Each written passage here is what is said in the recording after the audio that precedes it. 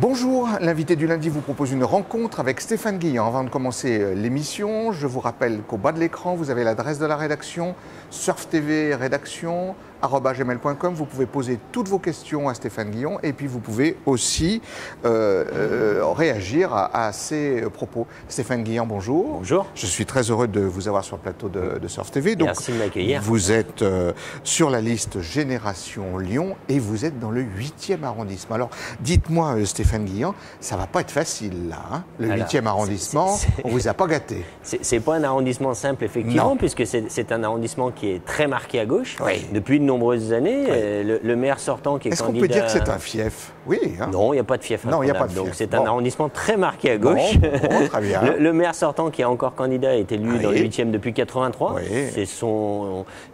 Il vient de terminer son 2e mandat.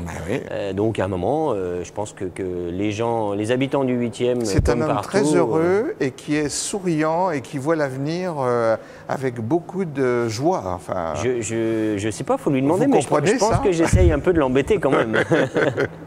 Bon, alors Stéphane Guillan, je suis heureux de vous avoir sur ce plateau et j'ai déjà des questions qui tombent sur la rédaction Surf TV. Les gens voudraient d'abord vous connaître un petit peu, c'est-à-dire savoir ce que vous faites dans la vie active. Alors, je suis juriste de formation. Vous avez fait quoi comme étude d'abord? J'ai un DEA de droit des affaires à l'université Lyon 3, qui est dans le 8e d'ailleurs. De droit des affaires. De droit des affaires, tout à fait. Aujourd'hui, je suis responsable juridique d'une grosse entreprise de bâtiments lyonnaise.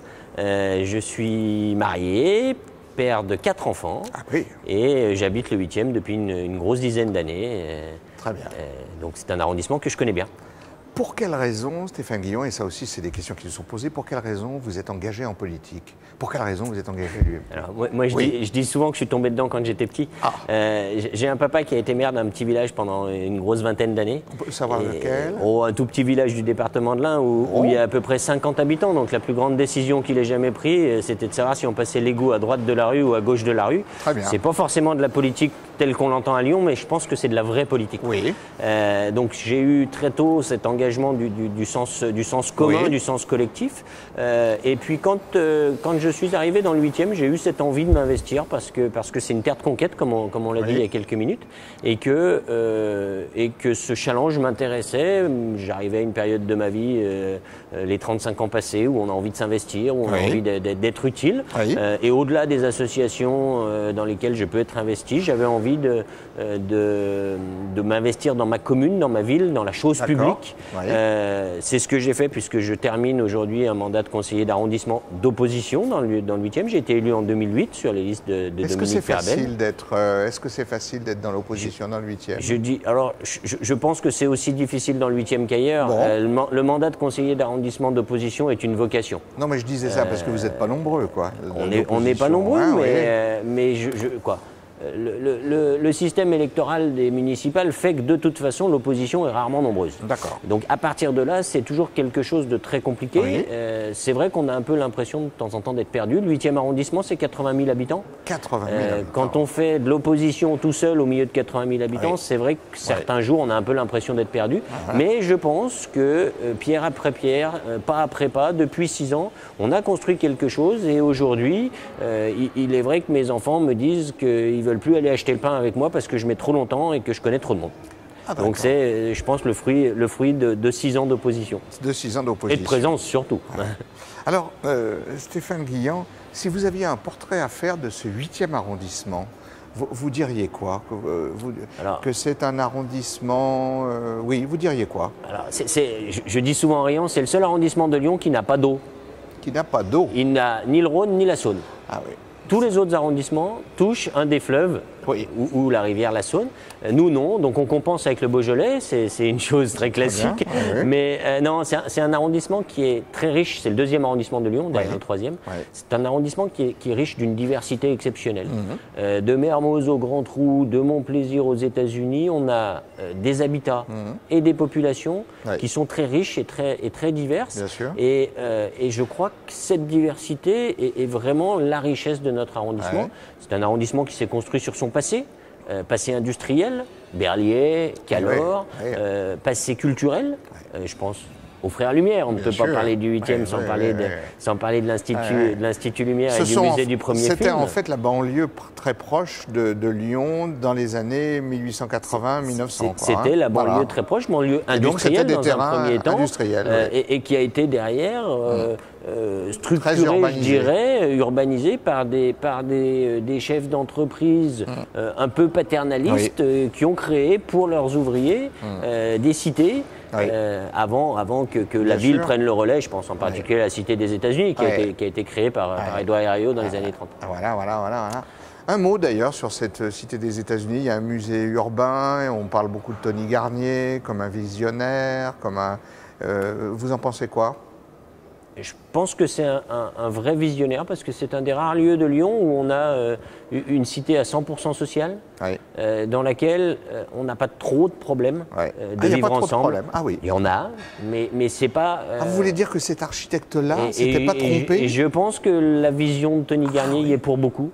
Alors il est né en 1860. Voilà, c'est quand même une cité. Si vraiment il était, parce que ce que vous dites c'est très intéressant. On est en 2014 pour un homme de cette époque. Vous voyez, c'est absolument. Il suffit de se promener aux États-Unis pour voir que ces immeubles n'ont pas pris une ride. D'accord.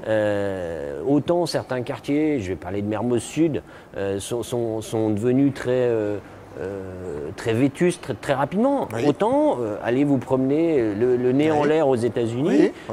On est sur des quartiers où l'habitat est resté un habitat de qualité. Alors il mériterait qu'on pousse un petit peu les rénovations parce que malheureusement on a un peu oublié depuis quelques années d'assurer l'entretien quotidien. Je crois que Gérard Collomb court après du logement social en termes de quantité, mais oublie un peu les rénovations, oublie un peu la qualité. Je pense que c'est dommage, surtout dans un arrondissement comme le 8e.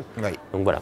Alors, à ce propos, Stéphane Guillan, on nous écrit déjà sur Surf TV, et il y a des gens, alors bon, vous voyez comme quoi sur Internet, on a toutes sortes de réactions, qui sont extrêmement satisfaits de l'embellissement qu'il y a eu au bout du quartier du Jet d'eau. Vous savez que ce quartier a complètement été transformé et qu'il y a toute une série d'immeubles, une espèce de petite cité toute neuve qui est à ce...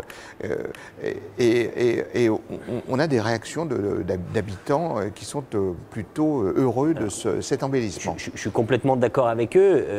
La reconquête des friches industrielles est quelque chose de très intéressant. Sur cette partie de l'arrondissement, on a d'une part la ZAC Berthelot Épargne dans laquelle ont été construits de l'ordre de 2000 logements en 5 ans. Et on a d'autre part l'arrivée du tramway qui a changé beaucoup de choses pour ce boulevard des États-Unis. On peut parler du boulevard de l'Europe qui avait été évoqué à un moment.